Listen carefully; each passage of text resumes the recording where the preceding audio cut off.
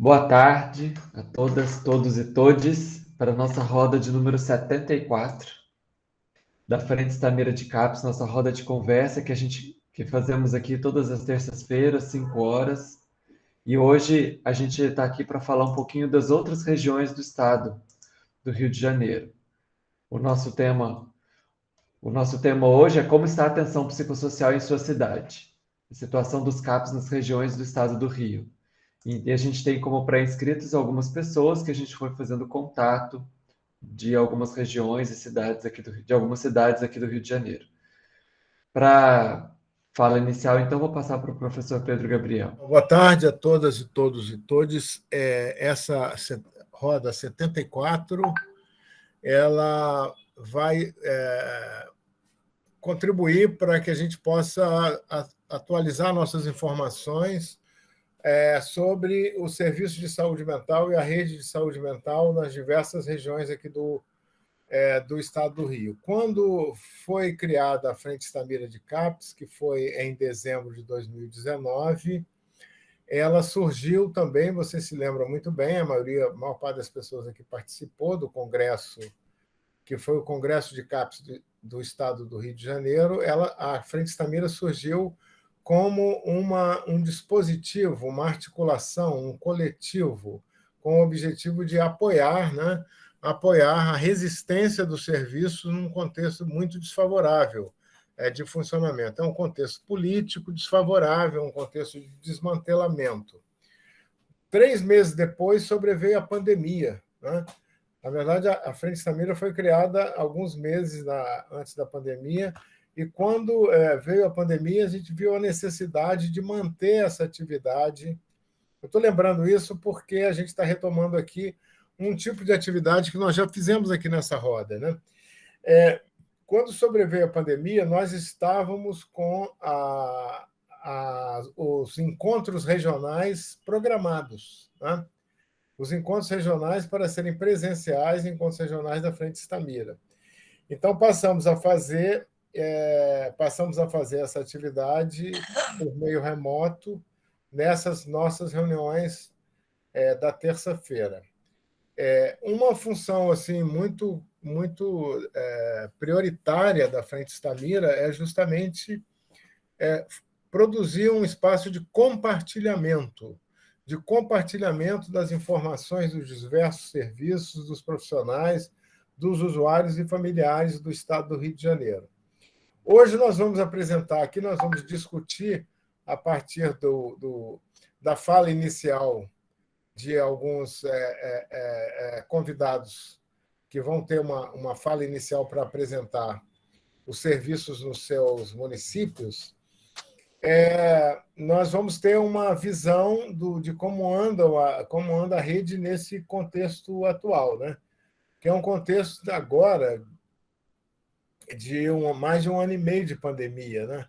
Então, a gente tem um cenário, de fato, que foi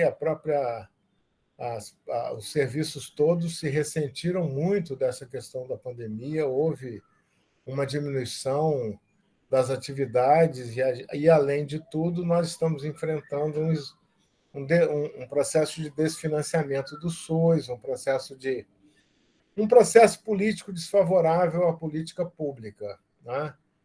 E espero que seja temporário, como também a pandemia será temporária. Então, hoje, a nossa roda de conversa é sobre os CAPs das regiões do Estado, incluindo a Metropolitana 2, quer dizer, onde tem Niterói e São Gonçalo, e incluindo também os municípios da Baixada Fluminense.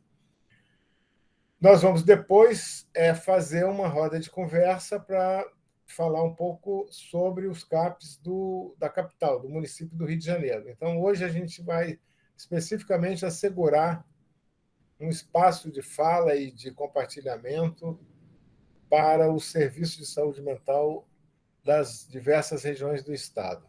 Espero que a gente tenha uma boa roda e que essa roda possa nos ajudar também no melhor conhecimento da situação atual dos serviços, no compartilhamento dessa experiência e na resistência desses serviços nesse contexto desfavorável.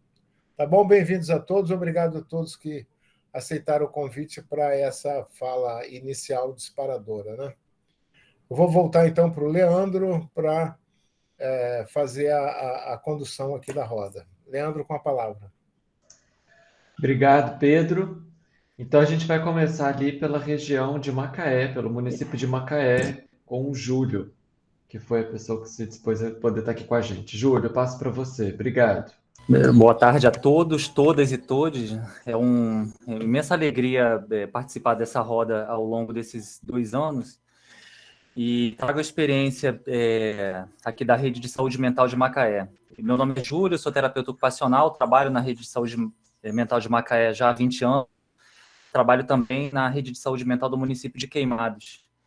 E aqui no município de Macaé nós temos algumas características que eu acho que são extremamente interessantes, né? Apesar de todas as dificuldades que nós vivemos e que não são e que são comuns, né? Eu sei as outras redes de saúde mental, mas aqui nós experimentamos nos últimos 20 anos, né? Uma experiência democrática baseada numa certa radicalidade, né? Em que tivemos todos os coordenadores de saúde mental e coordenadores de dispositivos de saúde mental sendo escolhidos através de um processo seletivo, né, construído pelos trabalhadores de saúde mental, né, e mais recentemente, né, num passado recente, com o auxílio também de alguns usuários, né.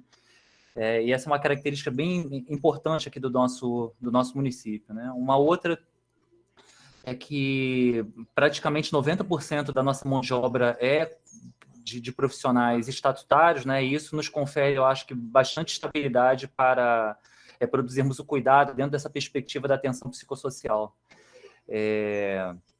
Aqui no município nós temos 9 dispositivos assistenciais hoje, nós temos os 3 CAPs, temos um consultório de rua, consultório na rua, nós temos um ambulatório de saúde mental, um grande ambulatório de saúde mental, nós temos um espaço de convivência, temos uma equipe que nós chamamos de NASF Saúde Mental, que se iniciou em 2001, quando pouco existia essa discussão de NASF, né? Eram equipes constituídas por profissionais de saúde mental que atuavam já nas perspectivas de matriciamento com as equipes de saúde mental na atenção básica. Então, nós temos essas equipes espalhadas, né, dentro da cidade.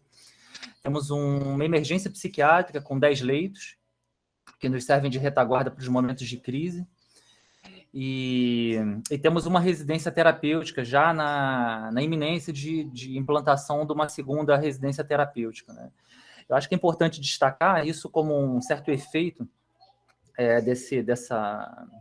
dessa premissa que eu apresentei, é que rigorosamente todos os dispositivos assistenciais eles nasceram dessa utopia ativa, né, e dessa inclinação militante dos trabalhadores de saúde mental, né? Nós jamais tivemos qualquer dispositivo assistencial dentro do campo da saúde mental aqui no município de Macaé que tenha sido implantado por uma decisão de gestores, né? Gestores no sentido daqueles que não militam dentro desse campo da atenção psicossocial, né? Então, o ativismo, né, e essa inserção militante, né, dos trabalhadores, dos usuários e também dos familiares é uma característica marcante aqui dentro do nosso município. Nesse momento, na atualidade, a gente vive uma condição até muito difícil, né, e dramática, até por conta da suspensão dos espaços coletivos em função da pandemia. A vacinação aqui tem avançado, né, e essa é uma condição que nós, trabalhadores, temos estabelecido para a retomada dos espaços coletivos aqui nos nossos dispositivos assistenciais. E, como eu disse anteriormente, estamos na iminência de implantação de uma segunda residência terapêutica, e isso, de forma definitiva, nos fará prescindir dos hospitais psiquiátricos que ainda contam, né, com moradores da cidade de Macaé longamente internados, e também com auxílio do Ministério Público, a gente está em vias, né, de implantação do nosso CAPS 3. A gente, infelizmente, ao longo desses anos, nós não conseguimos, né, através dos espaços gestivos, implantá-lo, mas agora, por uma intervenção do Ministério Público, muito provavelmente a gente vai ter, né? E aí queria terminar essa minha apresentação da rede saudando aqui Carlos Henrique Martins, que é um usuário antigo aqui da rede, né, um poeta, uma pessoa militante, um usuário importante aqui para a gente, né, que foi conselheiro municipal de saúde, né, uma liderança da luta antimanicomial aqui dentro da nossa cidade, uma pessoa bem propositiva, né, e bem importante aqui dentro do nosso campo. Tá? Acho que é isso. Obrigado, boa tarde. Obrigado, Júlio. Uma saudação ao Carlos Henrique. mais que merecida. Júlio, só uma pergunta. Quem é que está na coordenação hoje do município de saúde mental? É o Walter, isso. É o É o Walter Walter. que é um coordenador eleito, né? Nós, temporariamente, nós perdemos essa representação eletiva, né, no ano passado, realizado, mas, felizmente, esse ano conseguimos resgatar essa característica aqui do município. É o Walter, escolhido pelo povo. Que ele era lá do ambulatório, né? Isso, é coordenador do ambulatório, já há 8 anos, se não me engano. Nós tínhamos uma associação também, né, bem lembrada por Sueli. Acho que Sueli depois pode ajudar mais. Informações, outra companheira aqui. Então a gente segue lá com Silva Jardim, Juliana Vinhais. Obrigado, tá, Júlio? Passo a palavra para Juliana. Olá, boa tarde a todas e todos. Andei meio sumida aí por conta aí de compromissos do trabalho, mas estou muito feliz de poder estar aqui, né? Acompanhei aí também esse processo da Frente Itamira desde o início, né? Um espaço que eu considero assim, muito importante. Assim, né, a RAPS de Silva Jardim, né, ela nasceu lá da desinstitucionalização da colônia de Rio Bonito, né, e o nosso primeiro serviço, na verdade, foi uma residência terapêutica, né, não foi um CAPS como comumente é nos municípios, né. Nós tivemos uma residência terapêutica e aí 1 ano depois que nós tivemos nosso primeiro CAPS, quer dizer, primeiro e único CAPS, né, nosso CAPS tipo 1. Nós inauguramos, alguns anos depois, uma outra residência terapêutica, hoje são 2 no município, um ambulatório ampliado de saúde mental, uma unidade de acolhimento, que é o nosso serviço mais recente, né, inaugurou ano passado, em janeiro, e temos 2 leitos no Hospital Geral. Né, essa é a rede aí de Silva Jardim. Né? Temos uma equipe, né? Assim, é bastante gente, assim, mas que eu, né, e algumas pessoas ainda consideram pequena, né, para a demanda do município. É uma população bem adoecida, né, bem com vários complicadores aí, enfim, né? Mas o que? Deixa eu ver.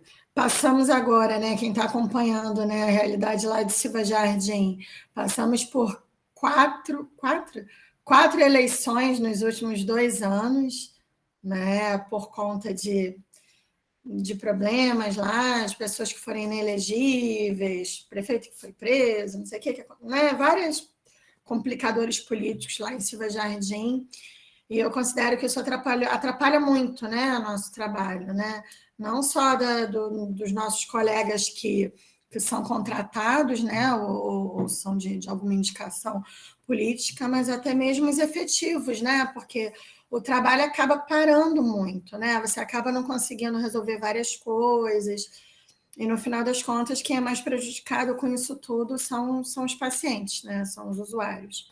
E a gente está vivendo aí essa realidade já há 2 anos. Tivemos a eleição agora no último dia...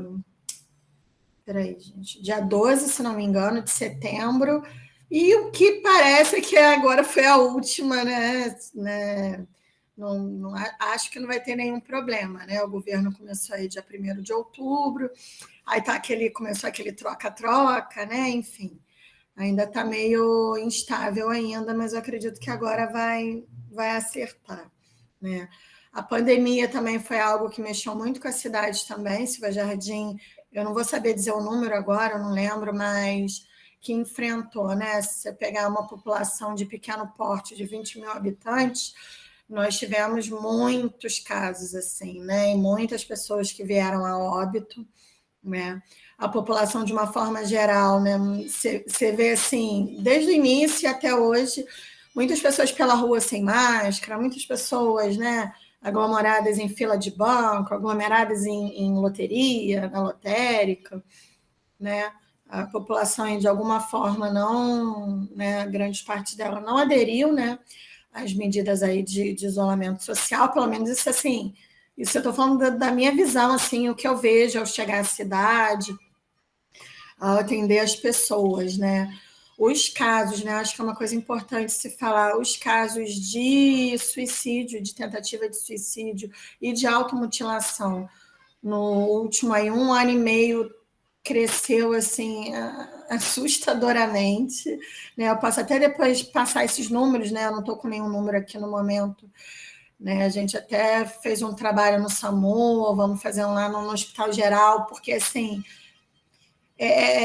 são dias assim que os técnicos do CAPS falam que eles ficam, que agora eu estou mais na UA, né? Eu presto apenas mais uma assessoria no CAPS, mas dos técnicos do CAPS falarem que ficam um dia inteiro atendendo tentativa de suicídio, assim, tá bem preocupante, né? Nós tivemos hoje um usuário do CAPS e foi para o ambulatório que ele cometeu suicídio no dia de hoje, né? E conseguiu, né? Assim, ele foi a óbito e um paciente lá nosso, né? Então, assim, a equipe, inclusive, está bem mobilizada, né? Isso mexe muito, né? Com toda a rede, ainda mais se tratando de uma rede bem íntima e bem, enfim.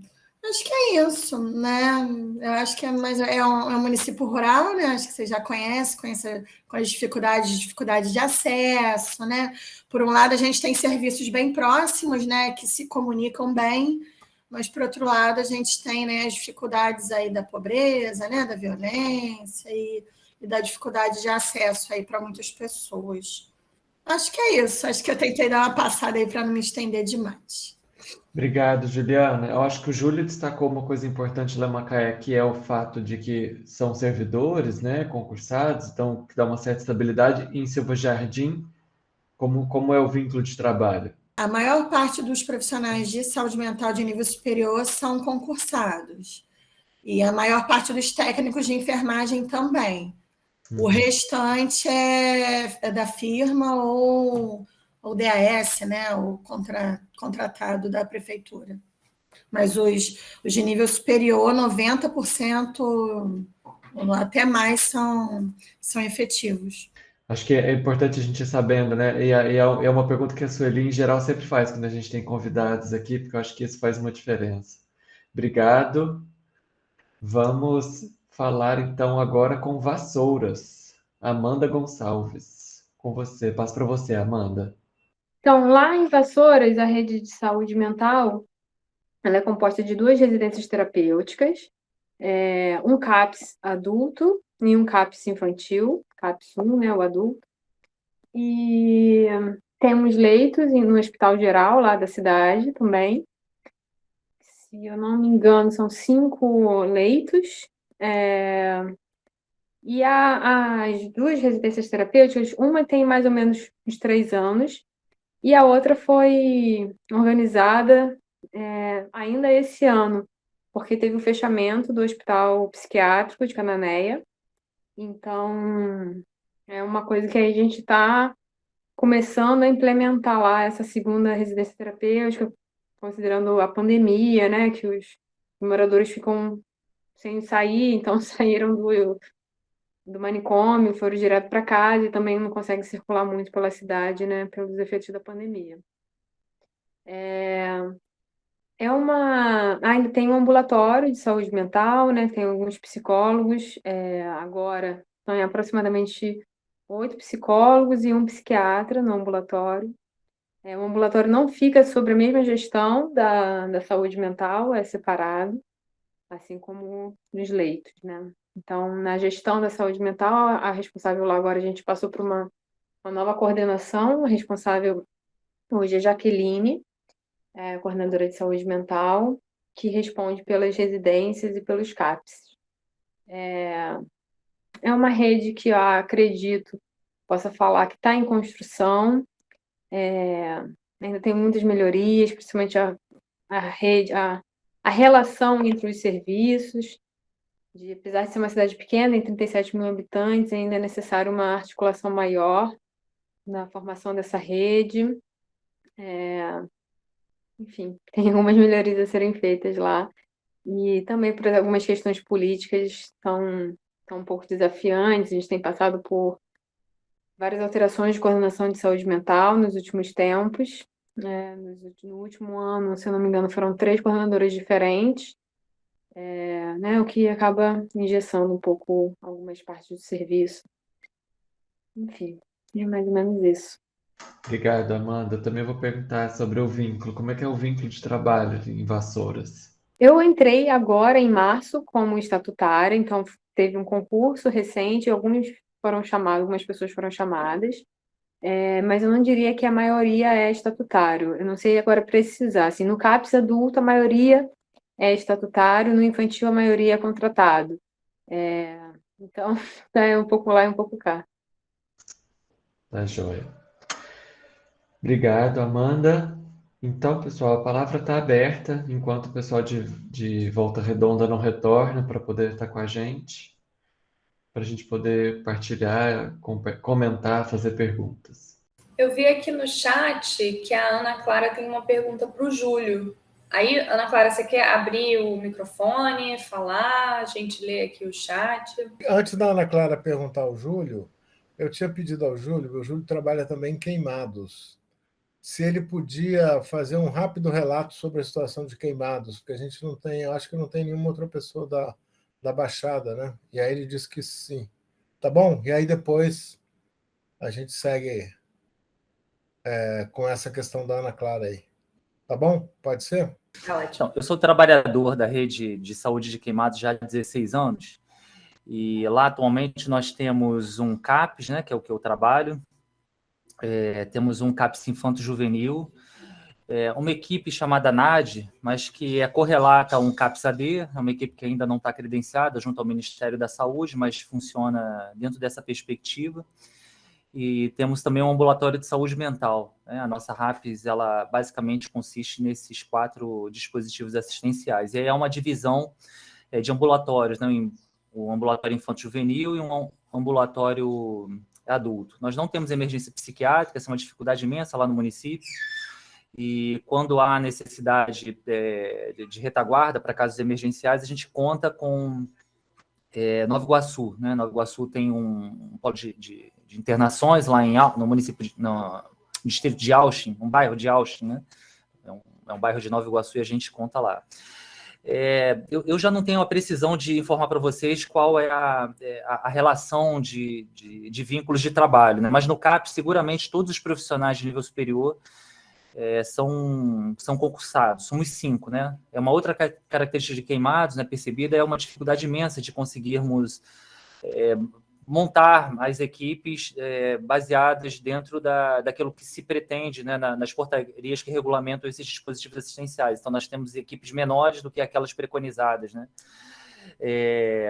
Enfim, a gente tem uma série de dificuldades, né, pelas características do município. É um município que tem um dos menores IDHs do estado do Rio de Janeiro, um município extremamente violento, com muitas dificuldades, mas que a gente tenha atuado em consonância com as equipes de atenção básica para tornar menos difícil, né, essa clínica cotidiana.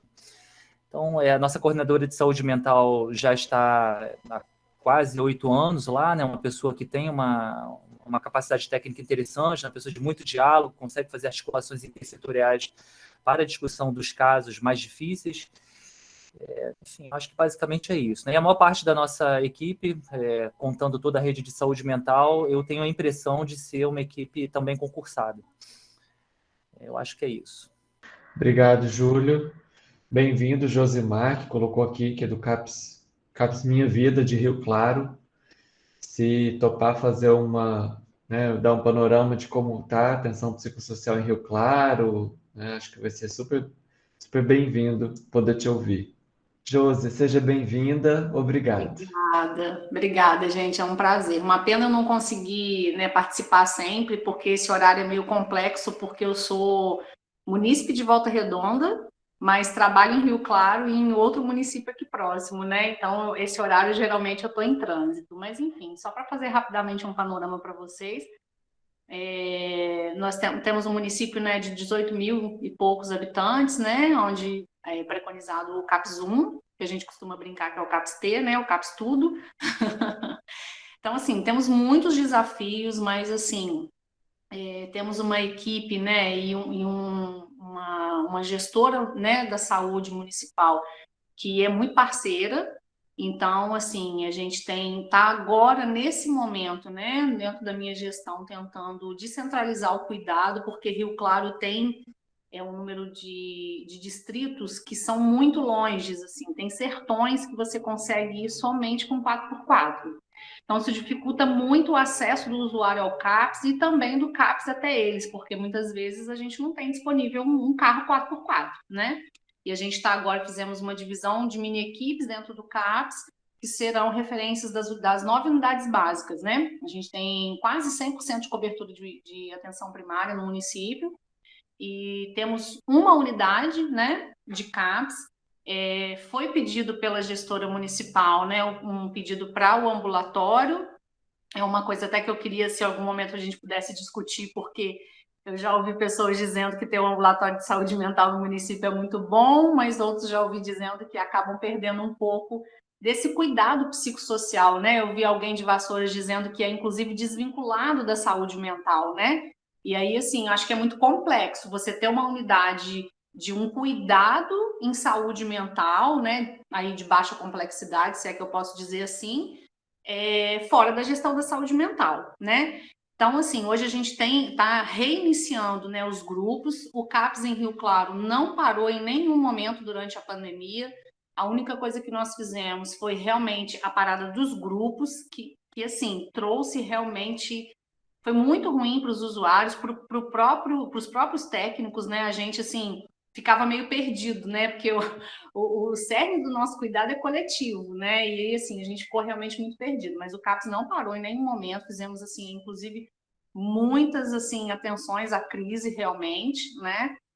E a gente tem agora descentralizado em Lídice, que é um dos distritos maiores que a gente tem, né? Que é indo ali para Angra, muita gente deve conhecer.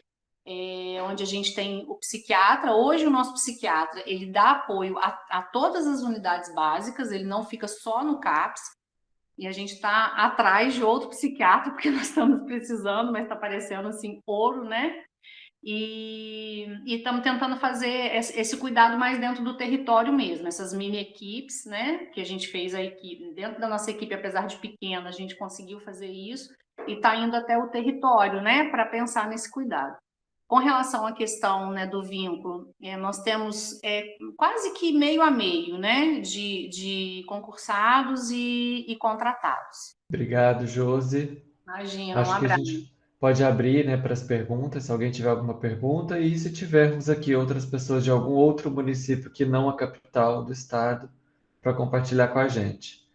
Então, eu vou passar a palavra para a Ana Clara para ela fazer a pergunta ao Júlio. Oi, gente, boa noite. Peço desculpas que eu não vou conseguir ligar a câmera no momento, mas, na verdade, eu só fiquei me perguntando, Júlio, como é que se deu, assim, por desconhecimento mesmo, né? Assim, se você puder explicar um pouco para a gente que está chegando. Eu sou estagiária de psicologia, né? Ainda não sou formada, estou estagiando dentro de um CAPS-AD aqui no município do Rio, e aí eu acho que, para mim, é uma novidade saber sobre a eleição, né? A possibilidade de poder participar desse processo de escolha, né, dos coordenadores e gestores. Assim, se você puder contar um pouquinho, seria isso. Obrigada. Pedir ajuda aí de Sueli também, Carlos Henrique, se puderem me ajudar. Mas essa história remonta às últimas 2 décadas do campo da saúde mental aqui no município de Macaé. Anterior a... Nós tivemos uma conferência que foi antecedente à conferência a terceira Conferência Nacional de Saúde Mental. Tivemos, portanto, aqui no município uma conferência municipal, né, de saúde mental. Naquela época havia tão somente um ambulatório de saúde mental aqui dentro do município. E aquela conferência, ela foi fundamental aqui porque estabeleceu as linhas-guias de atuação da rede de saúde mental do município de Macaé. Na relatório final daquela conferência que aconteceu em 2001, se propunha exatamente isso, né, que os espaços gestivos eles fossem coordenados pelos trabalhadores do campo da saúde mental, né? E aí os trabalhadores à época contam... Eu entrei 1 ano depois aqui no município, eu entrei em 2002, já com uma certa consequência dessa Conferência Municipal de Saúde Mental, e antecedente, portanto, né, a Conferência Nacional de Saúde Mental. E havia um certo, como eu posso dizer, um desinteresse, né, do poder público em si, né? Porque até hoje nós não temos funções gratificadas aqui para o exercício dessas funções estratégicas, tanto de coordenador como de gestor. Nós tivemos durante o período, né? Eu fui coordenador de saúde mental por 4 anos aqui no município, e à época também eleito, né? Eu recebia essa função gratificada, mas isso foi uma grande novidade nesse lapso de 20 anos. Né? Então, isso começa lá, né, em 2001. Isso se instituiu como uma certa política, uma política pública aqui dentro do município. Né? E na medida em que a rede foi incrementada, criaram-se outros dispositivos, né? Como eu havia dito nesse meu preâmbulo, todos eles nascem de um ativismo, né? E da busca incessante por trabalhadores em espaços de pesquisa. Né? Temos muitos trabalhadores aqui vinculados à universidade, e na medida que se surgiam os novos dispositivos, né? A partir de 2002, desculpe, permanecemos, né, dentro dessa perspectiva, né, de escolha dos nossos coordenadores. Até que nós tivemos esse período que eu fui coordenador, né, por 4 anos, de 2014 a 2018, que eu tinha essa função gratificada, e inevitavelmente essa função passou a ser muito visada, né? Todos os dispositivos, eles têm um estatuto eleitoral que foi construído também coletivamente, porque nós tínhamos, à época, reuniões regulares, né, do Programa de Saúde Mental, que reuniam todos os trabalhadores, né, e durante um certo período alguns usuários também, através da associação que nós tínhamos. O Carlos Henrique, inclusive, era um dos pertencentes, né, dos diretores dessa associação, que se chamava Aspas. E por 2 anos, né, depois a gente perdeu isso, né? O cargo ficou visado, como eu falei, por conta da função gratificada, a gente perdeu, mas felizmente nós conseguimos retomar. Então, acho que a história é mais ou menos essa. Se Sueli e Carlos Henrique puderem participar um pouco. Sueli e Carlos querem comentar? Obrigado, Júlio. Eu acho que é interessante lembrar, né? O Júlio até falou que nós tínhamos reuniões regulares né, Júlio, que eram reuniões do programa de saúde mental e reunião de rede. Né? A gente fazia uma reunião, era um dia inteiro, era uma reunião de manhã cedo de rede e a reunião do programa à tarde. Isso agregou muito. Pelo menos eu entrei em Macaé na prefeitura, no concurso, em 2011, né? Mas já estava atuando na Aspas desde que eu vim para cá. E eu acho que esse fórum, não posso chamar de fórum, né? Agregava muito, né? Respondendo para a Ana Clara, isso ajudou muito a fortalecer a saúde mental aqui no município. Obrigado, Sueli. Carlos Henrique. Boa tarde a todos aí. Assim, nós não podemos esquecer que a associação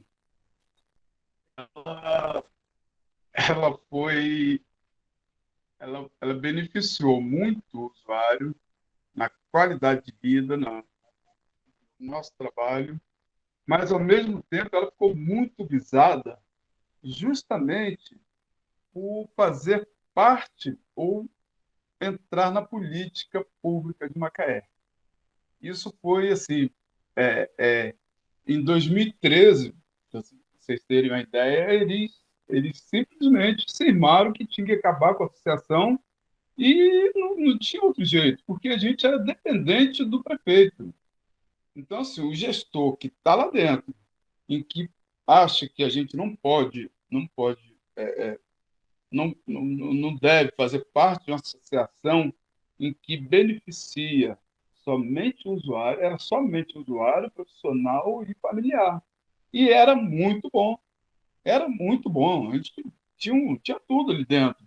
Mas, a partir do momento que nós entramos na política, fizemos a audiência pública e conseguimos encontrar as pessoas que eram a favor e as pessoas que eram contra, que sentavam do outro lado, aí eu percebi isso e várias pessoas perceberam também.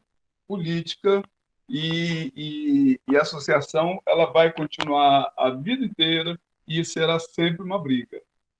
É muito difícil isso aí. A gente, hoje, claro que nós conquistamos direito do passe livre, o passe social, apesar de não ser totalmente livre, mas pelo menos a grande reclamação do usuário era não poder usar o ônibus para fazer o tratamento. Isso hoje nós conseguimos.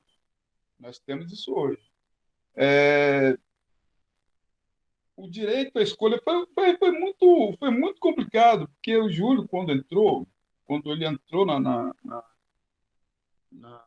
coordenação, nós só pedimos uma vaga para poder votar. Uma pessoa da associação escolheria entre todos eles, escolheria quem que quisesse, em quem queria votar, e isso deu uma confusão danada. Eles nunca acreditaram no usuário. Muito, assim, Júlio sabe disso, Sueli sabe disso, muita gente sabe disso, mas eles nunca acreditaram na capacidade do usuário ser bem tratado. O usuário bem tratado, ele sabe exatamente, porque, poxa, eu cheguei, quando eu cheguei no CAPES, eu cheguei com um queixo no peito. Eu cheguei com queixo no peito. A quantidade de medicação que eu tomava, depois eu fui perguntar ao médico por que eu tomava tanta medicação, porque eu tomava 12 comprimidos por dia. Entre psicotrópicos e toda da saúde mental, eu tomava 12 comprimidos por dia. E depois que eu melhorei, assim, eu continuo tomando a medicação religiosamente, de manhã e de noite, de manhã e de noite. Mas eu fui perguntar pela quantidade que eu tomava. Aí ele falou: Carlos, naquele momento, se você não tomasse essa quantidade, você provavelmente não estaria me fazendo essa pergunta hoje. Então, assim, é uma luta que a gente sabe que continuará sendo uma grande luta, mas foi mais ou menos assim. Quando nós entramos para pedir o direito de participar da eleição, justamente no ano que Júlio entrou, eles negaram para a gente. Eles negaram. E dali para cá foi sempre assim, tentando sempre acabar com a associação. Mas valeu. A gente vamos continuar tentando, vamos continuar brigando para que volte a associação. Isso, dessa pandemia melhorar, a gente sabe que vai melhorar, se Deus quiser, né? E nós vamos voltar com a associação. Vai ser muito trabalho, mas vamos voltar. Obrigado, Carlos. Super importante a gente poder te ouvir. Então, a gente poderia ouvir Volta Redonda. Leandro, acabei de chegar na minha casa. Estou acabando de ligar meu computador. Uns 2 minutinhos eu já acho que já estou prontinha. Tudo bem, Paula. Sem pressa. Tá. Enquanto isso, então, pessoal, a palavra está aberta. Se alguém quiser comentar, falar alguma coisa, perguntar. Eu queria comentar uma coisa que o Carlos falou, que quando eu vim para Macaé, de cara eu já entrei na associação. Eu acho que o Júlio e o Carlos lembram disso, né? Eu era uma voluntária. E eu participava das reuniões do programa, né? Aí, quando o usuário, nas reuniões da gerência, eu acho que o Júlio estava na coordenação do CAPES, né, Júlio? Na época, não sei se você lembra. Aí a Aspas foi convidada para participar, e aí eu participava dessas reuniões. E eu acho que é muito importante o Carlos lembrar isso, né? Porque quando o usuário né, enquanto técnica, mesmo sendo voluntária, eu estava lá, eu sou terapeuta, eu esqueci, né? Eu sou terapeuta ocupacional, trabalho no CAPES infantil agora, né? Mas quando o usuário foi chamado, e aí o usuário não participa, né? Mesmo a Aspas sendo tão atuante aqui na cidade, né? E no programa de saúde mental. É muito importante a gente tá lembrando disso, mesmo dentro do programa de saúde mental. Obrigado, Sueli. Então vai lá, Bia, Beatriz. A Josi comentou que em Rio Claro, né? Só tem um CAPES, ela até chamou de CAPES tudo, assim. E acho que é muito interessante ouvir os relatos e perceber as diferenças, né? Das redes. Eu sou estagiária de um CAPES também do Rio, CAPES Franco Basaglia. estudante de terapia ocupacional e extensionista aqui da frente. E aí, Josi, eu queria saber, assim, como que é o acolhimento à crise, qual o contorno que é dado, assim, para esses casos que precisam de uma atenção mais intensiva, né? Considerando a rede que você comentou. Fiquei com essa curiosidade também. Beatriz, obrigada pela pergunta. Eu, inclusive, esqueci, né, de passar para vocês que a rede também é composta, nós temos 2 leitos, né, saúde mental no Hospital Geral de Rio Claro, né? E aí a atenção à crise, né, acho que é o que é básico mesmo, né, na nossa rede. A gente faz, muitas vezes somos acionadas pela atenção básica, né, e também temos uma parceria interessante com a assistência. Hoje tem uma assistente social que já foi coordenadora de um CAPS, né, e aí ela é muito parceira, tem um olhar, né, mais crítico para isso, e daí ela aciona a gente. Então, assim, é feito mesmo um manejo dentro da própria unidade. Quando a gente não consegue fazer o contorno da crise dentro da unidade, a gente tem, né, dentro da rede, esses 2 leitos no Hospital Geral, tá? E eu preciso também dizer aqui, que eu acabei de ver que a Ana Paula Linda me falou um oi. Eu amo essa menina, gente, ela é maravilhosa demais. Que a gente tem tentado, né, assim, sustentar um sonho que começou comigo e com a Ana Paula, de uma RT consorciada. Não sei se eu posso dizer assim, né, mas é uma RT por conta da Dizins, né, que foi feita da Cananeia.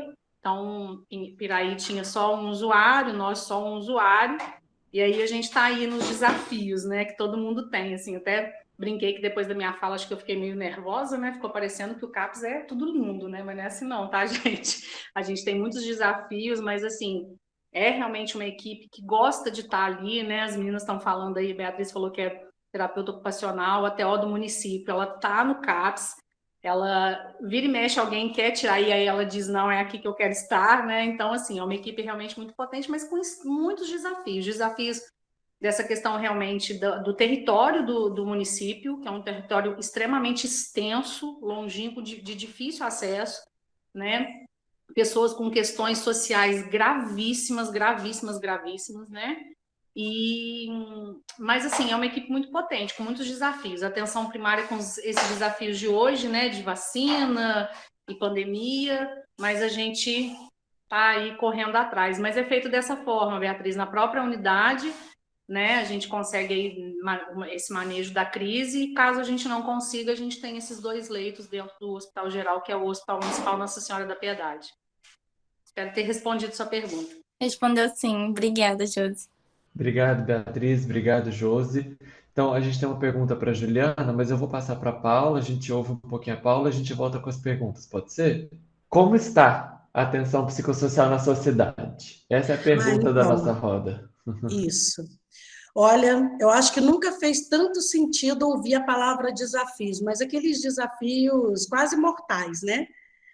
Os desafios eu tenho, aquilo que eu disse até de uma última vez, né? Os desafios estão enormes. É a fragilidade pessoal, é a fragilidade nas relações, é a fragilidade nos serviços de saúde, é a fragilidade que a gente está vivendo nesse momento do desmonte, né? A fragilidade que o SUS vem tendo há muito tempo, mas que com esse contexto da pandemia fica muito mais evidente.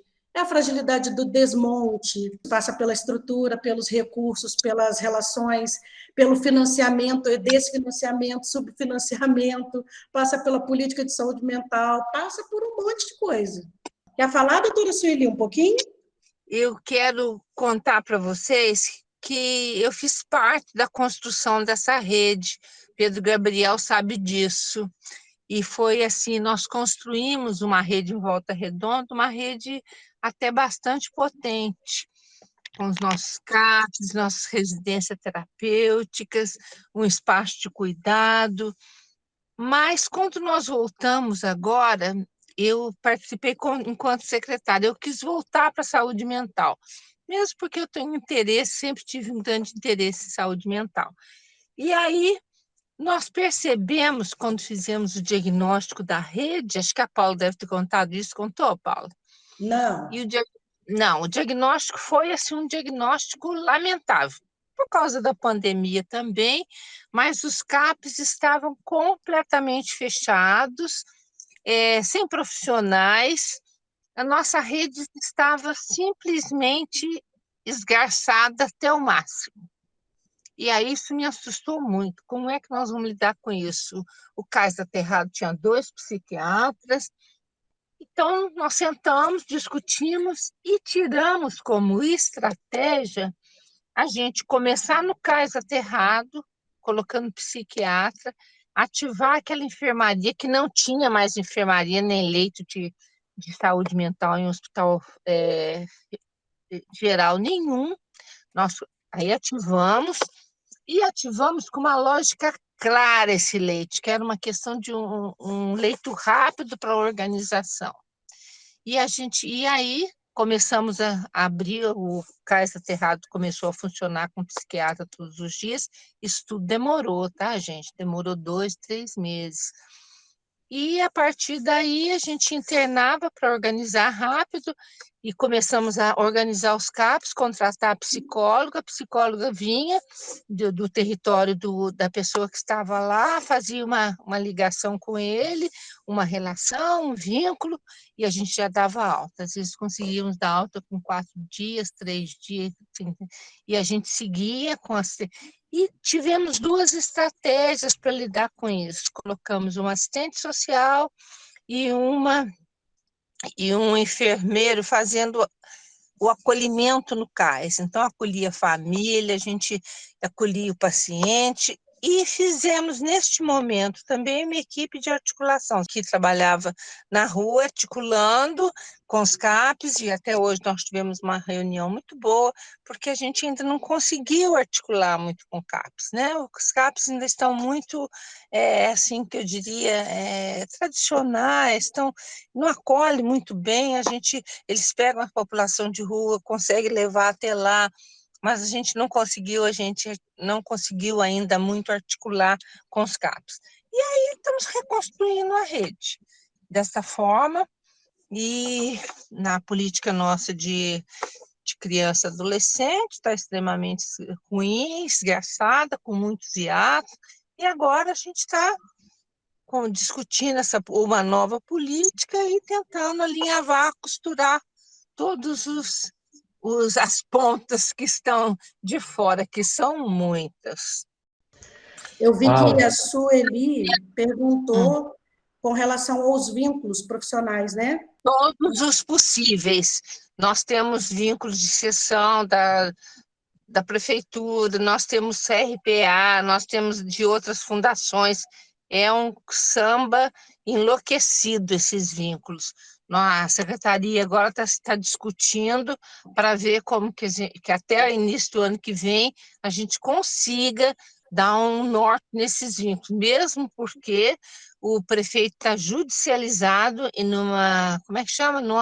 Num ajuste de conduta para que ele, até o início do ano que vem, ele reorganize isso. Então, todo mundo vai ter que fazer concurso, mesmo que seja fundação, seja o que for, e eu preferia que fosse um vínculo público, né? Mas eu estou sentindo que não será. Será uma fundação de direito, uma fundação pública de direito privado. É isso que se está discutindo lá. Prazer em estar com vocês, viu, gente? Obrigado, Paulo. Obrigado, Sueli. A gente tem a pergunta do Júlio para a Juliana, e eu queria dar as boas-vindas ao Wesley Abel, que é o coordenador de saúde mental de Angra dos Reis, que a gente conseguiu fazer contato para estar aqui no nosso coletivo. Seja bem-vindo à nossa roda de conversa da Frente Stamira. Então, Wesley, a gente tem falado, como eu falei com você, né? A pergunta hoje é como está a saúde mental na sua cidade? E depois eu vou passar então a palavra para você poder falar um pouquinho para a gente de Angra. Só para a gente não perder. Ele saiu, não sei se ele caiu. Não perder o fio, então. O Júlio fez a pergunta para a Juliana sobre a implantação da UAA, da Unidade de Acolhimento Adulto, lá em Silva Jardim. Juliana, você pode falar um pouquinho para a gente?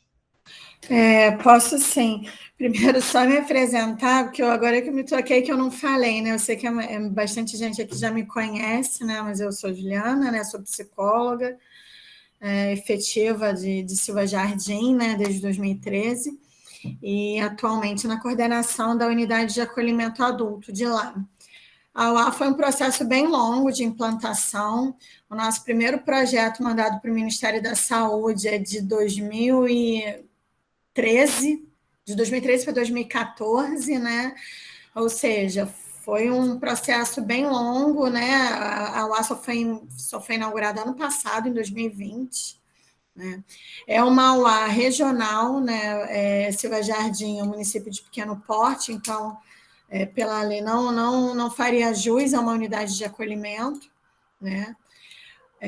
Mas, né, por ver a demanda, né, da população lá de Silva Jardim, entre outros fatores, a gente fez um consórcio, né, com Tanguá e Rio Bonito, para conseguir mandar o projeto e ter a nossa UA. Né? E aí foi um longo projeto, só em 2019 que nós recebemos o incentivo, né? O primeiro incentivo, né, aquele aporte inicial, né? E até hoje ainda não temos o incentivo mensal, né? Até hoje em 1 ano e meio ainda não conseguimos o incentivo mensal.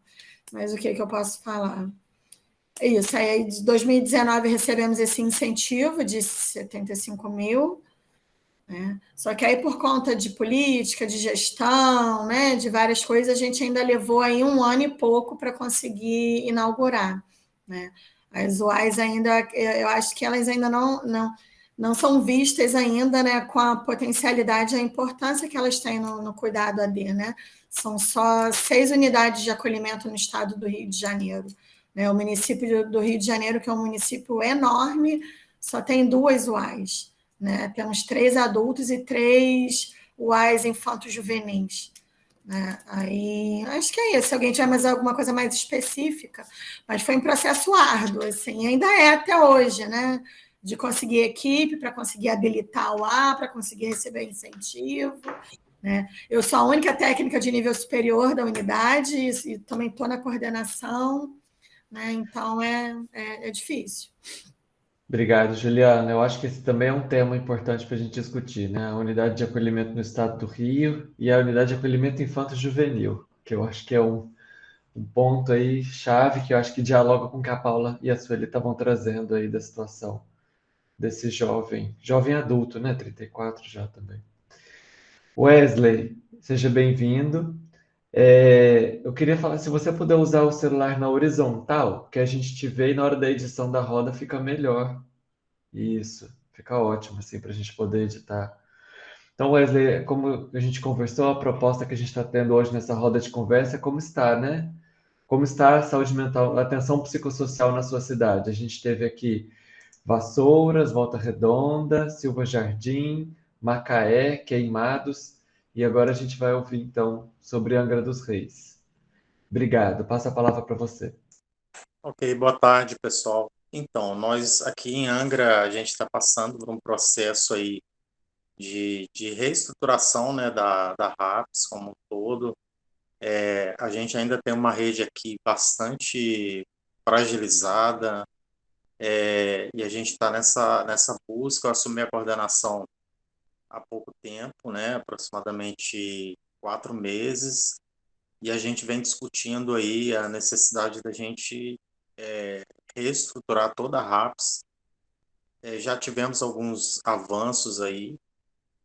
A gente tem dispositivos que foram pleiteados aí, já vem um bom tempo sendo pleiteado na rede, como, por exemplo, a habilitação do CAPS-AD. O nosso único CAPS-AD ainda não é habilitado. A gente tem a nossa UAI, que está com previsão para entrega no dia 23 de outubro. Essa UAI, a gente está até pensando em tentar mudar o objeto dela agora para uma RP, que nós também não temos RP no município. E a gente está aí conversando com a Procuradoria-Geral do município para a gente, devido à necessidade que a gente tem, né, de reestruturação do atendimento à crise, que é um grande problema aqui no município também. A gente tem hoje 3 leitos de urgência que está pactuado com o HMJ, que é o nosso hospital geral, E nós temos 8 leitos de retaguarda que está com a Santa Casa. E a Santa Casa virou um centro de atendimento de referência ao Covid, e esses leitos passaram para Paraty, quase Paraty, né? Então o serviço ficou bem fragmentado, o atendimento hoje à crise no município.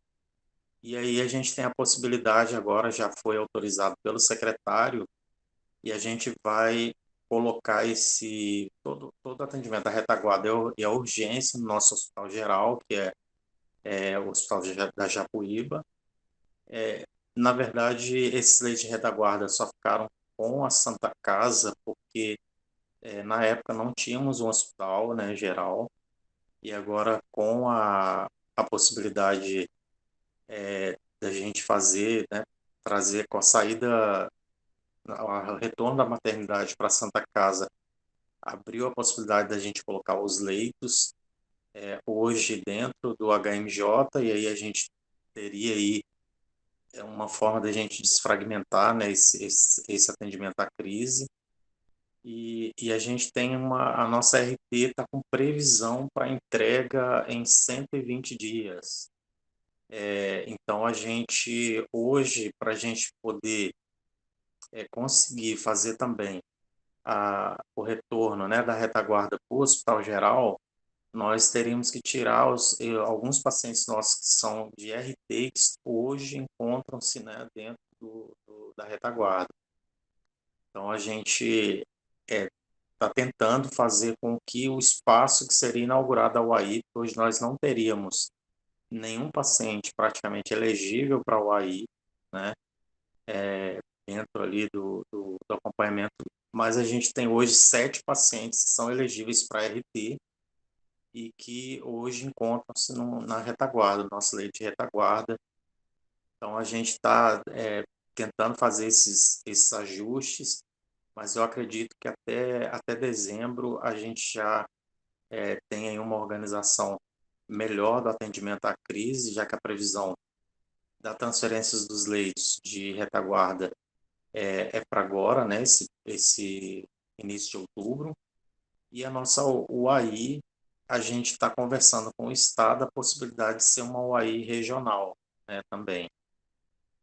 E a gente está passando por alguns processos de reestruturação também, uma preparação para a EMAESB, né, que a gente entende como uma mini equipe de CAPS, que a gente está pleiteando 4 equipes, e o atendimento ambulatorial nosso hoje em psicologia e psiquiatria, a gente também está fazendo tentando uma reestruturação também desse serviço no município. Não sei se tem mais alguma coisa. Obrigado, Wesley. Eu acho que é super importante a gente poder ter você aqui. Eu acho que, né, a região da Baía da Ilha Grande é uma região que a gente tem pouco, que o coletivo tem pouco contato. A gente pouquíssimas vezes teve a participação de alguém. A gente conheceu a Raquel num curso de extensão que a gente promoveu, e a Raquel me passou o seu contato, a Raquel lá do CAPS, Infanto Juvenil.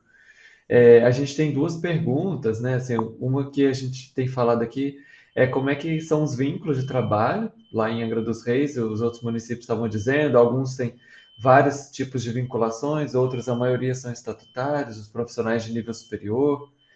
E a Priscila te parabeniza, né? Parabeniza Angra dos Reis pela ampliação da RAPS, né? Na região da Baía da Ilha Grande.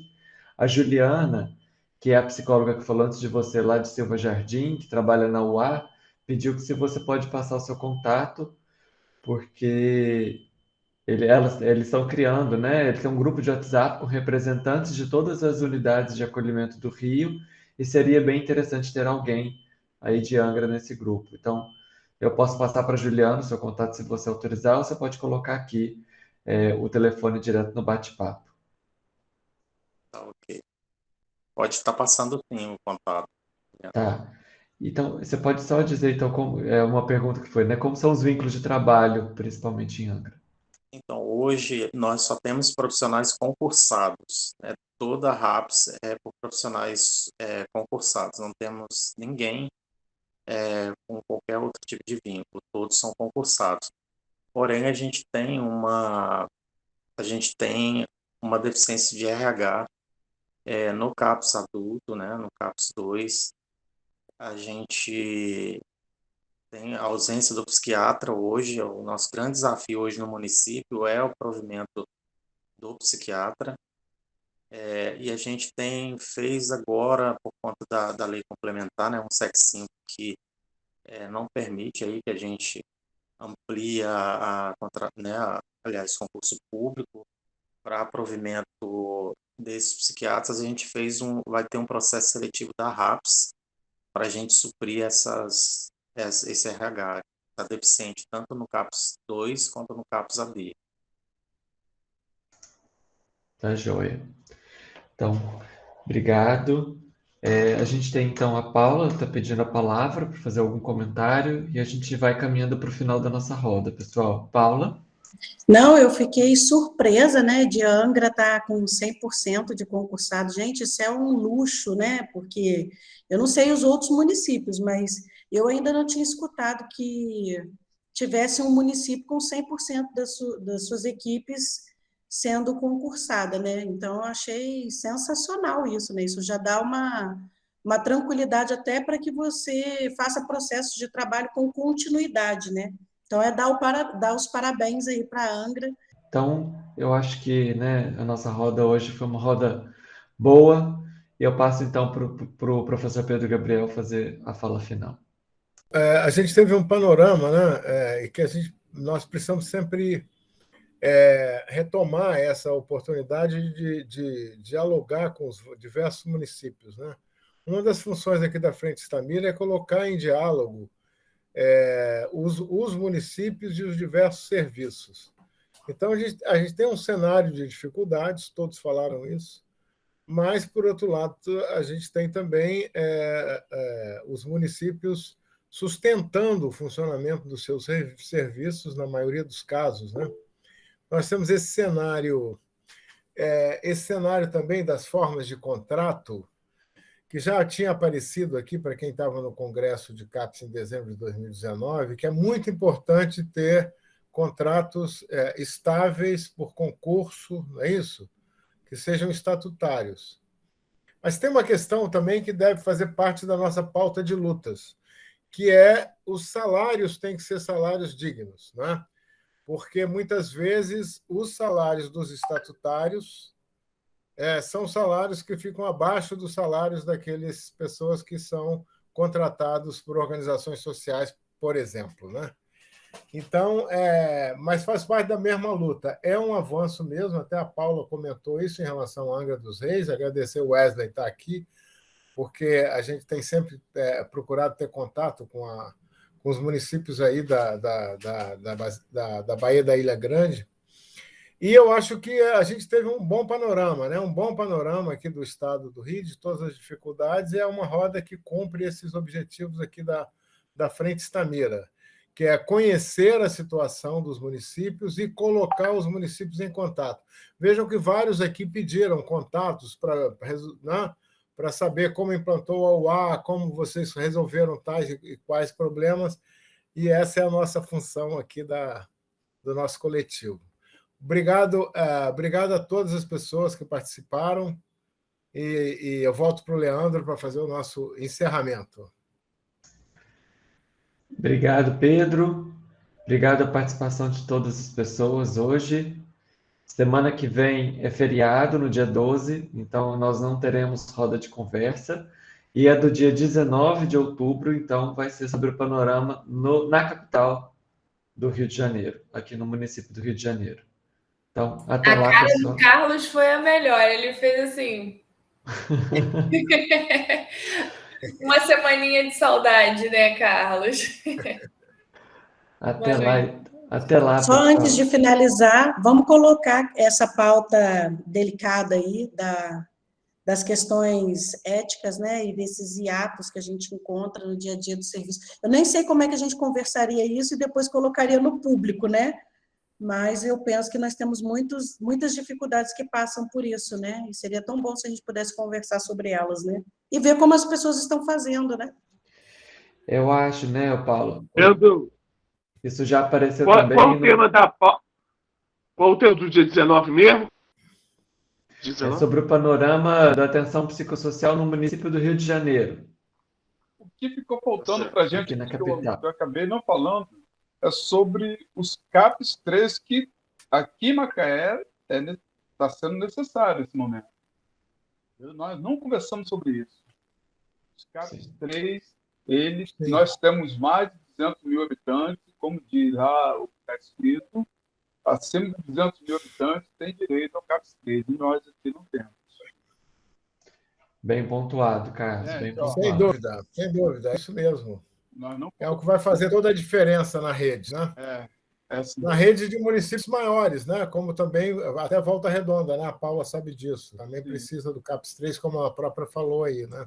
Não, nós já conseguimos verba. Estamos caminhando para o CAPS 3 aqui. Cabo Frio, os municípios também da Baixada Fluminense, né? Baixada Fluminense. É isso aí, gente. Paulo. Tchau, pessoal. Tchau, Luiz. Eu só ia responder a Paula, que eu acho que teve uma roda, né, que a gente falou sobre álcool e drogas, e que a pessoa estava dizendo, né, sobre a comunidade terapêutica no território do CAPS, o cuidado lá, a ida do usuário para garantir a sobrevivência, que estão usuários ameaçados. Eu acho que é um debate importante que a gente talvez, né, pode seguir adiante. Semana que vem é feriado, hein, pessoal? Isso. Vale ressaltar que comunidade terapêutica não é lugar bom para isso, não. A gente tem que pensar em algum outro lugar. Descanse e cuide. Né? Descanse e cuide. Beijo, gente. Boa noite. Boa noite. Boa noite. Tchau, professora. Tchau, pessoal. Beijo, hein? É bom te ver, Foi Paulo. ótimo. Fala, viu? Beijo. Chuva de bênção. Descanse e cuide. Tudo de bom, pessoal. Se cuidem. Saúde para todos. Muito bom. Tchau, dona Boa Eva. noite para todos. Tchau, um abraço. Boa noite, Uma Eva. boa roda.